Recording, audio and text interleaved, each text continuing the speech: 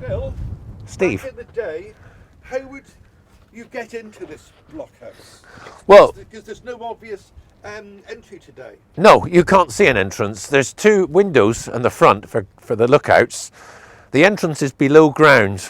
This wasn't here in the 1640s. The rock face came right down, and then you'd have to cross a rocky ground here, some of this foreshore here, and there's an entrance, an arched entrance below here, this space here.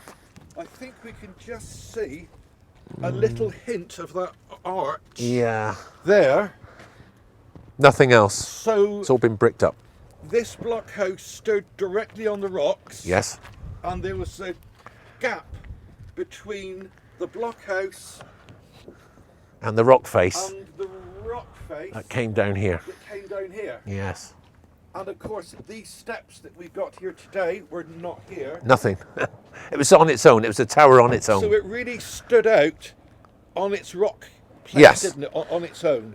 Absolutely. Yeah, there was about a small detachment of maybe a couple of men in there, lookouts. So how many people would have been in there, do you think? Do you say? Not more than five or six, unless there was a threat. These blockhouses were well sited. If you look at the map, this is the Devil's Point blockhouse. This is Stonehouse Creek. Across the water, Mount Edgecombe blockhouse, which is below the foreshore now. That was built up in Victorian times. At the time of the Civil War, they could probably see each other. All the trees and that were cleared. So if an enemy ship tried to come along between these two blockhouses, they could fire on it. And that, of course, is just across from here. Yeah, further to the right, behind all those trees. But we mustn't confuse it with the 1860s fortification. No. It's on the right of the Red I think- Buoy. And it's on the left of the Red Left, Buoy. yes. It's on the left of Yeah, the Red Buoy. behind those isn't it? trees. Behind the trees, yes. Yeah. And you can still see that blockhouse today. And that is a good example. You can actually go inside that one and gives you a good example of what they look like. Everyone was slightly different. There was no set pattern.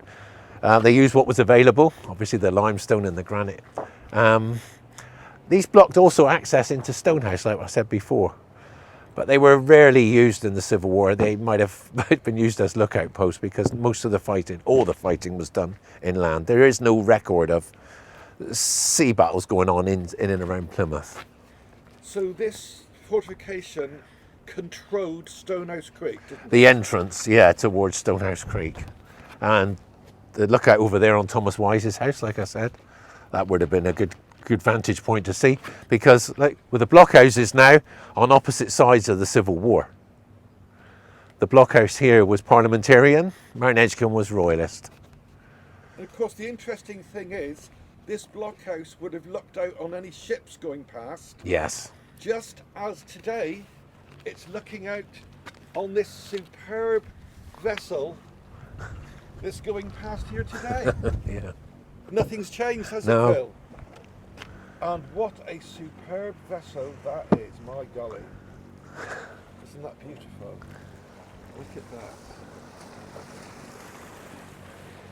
And of course, back in the day, this place was very isolated, wasn't it? It was separated from Plymouth. It was Stonehouse was on its own over there. This was on its own down here. But the next blockhouse is 5 minutes walk away around Firestone Bay. Which is just basically along this road. Yeah. And that is now the Artillery Tower Restaurant. isn't it? Yes. So we'll progress on to the next location. Yes. Phil. Once again, Phil, thank you very much. Thank you, Steve.